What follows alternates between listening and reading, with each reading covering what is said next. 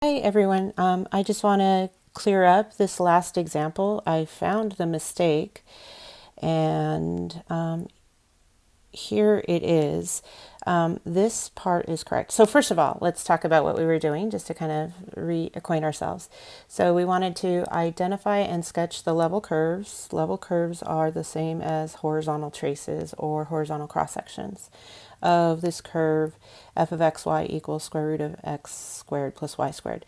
So we're setting the z values equal to k. We're letting z be constant. And then what went wrong is we went from here to here. We squared both sides, but without squaring both sides. Okay. So the level curves that we have here, they were inaccurate because we shouldn't have been taking the square root of all these numbers.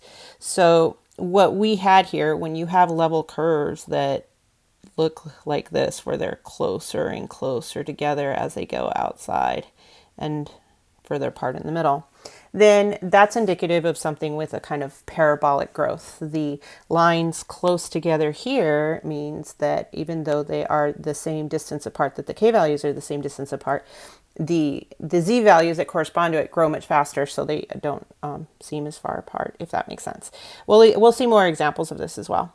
So what we have here, okay, instead of this, we have our k values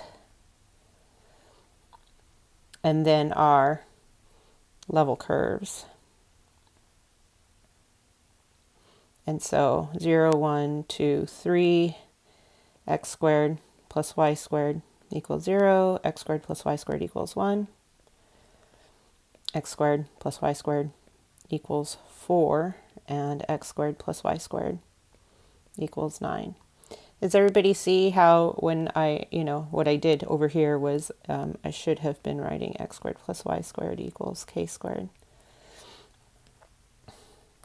So then what we have here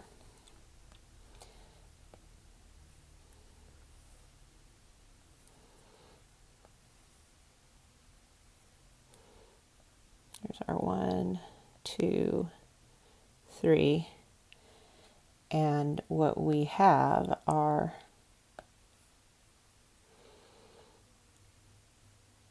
our circle of radius 1 and our circle of radius 2, which is off-centered, but you get the idea, hopefully. And there's my circle of radius 3. And whoops, let me move it. Okay. This equal spacing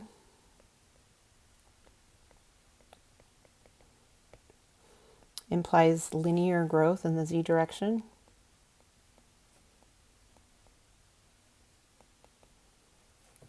And by linear, we mean constant here, or I do.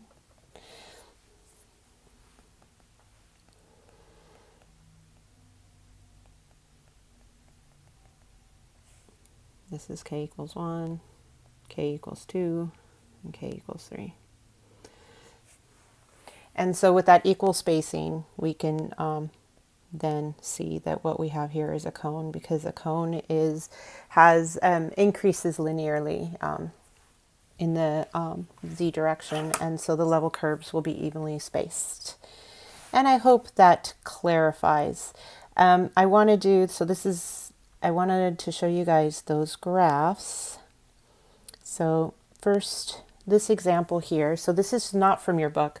There are some good examples in your book, but since you guys have that, I'm going to go ahead and share these ones from a different book. You can see on these graphs the equation, the level curve, and then the surfaces generated by these equations.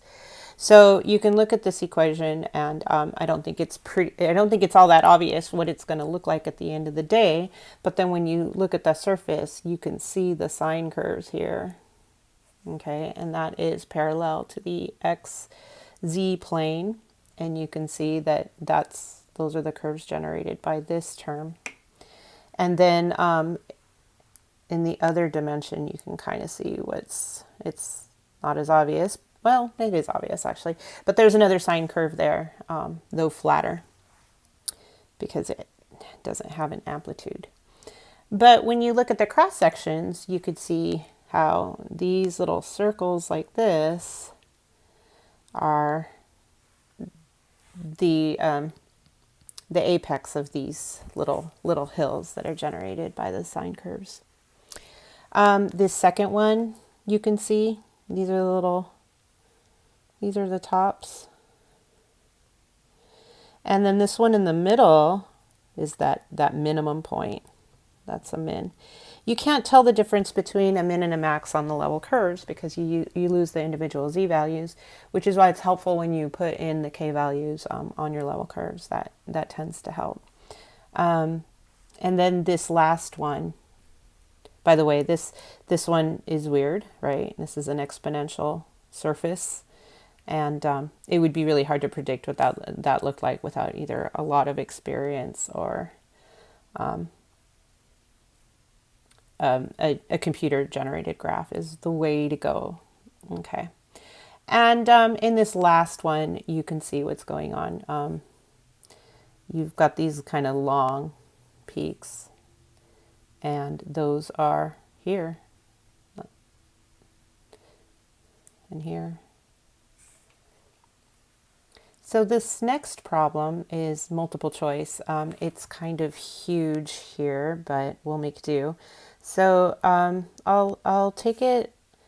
I'll let you take it upon yourself. We'll cover this on Monday first thing in class. So these are the level curves, and then on this page are the corresponding surfaces.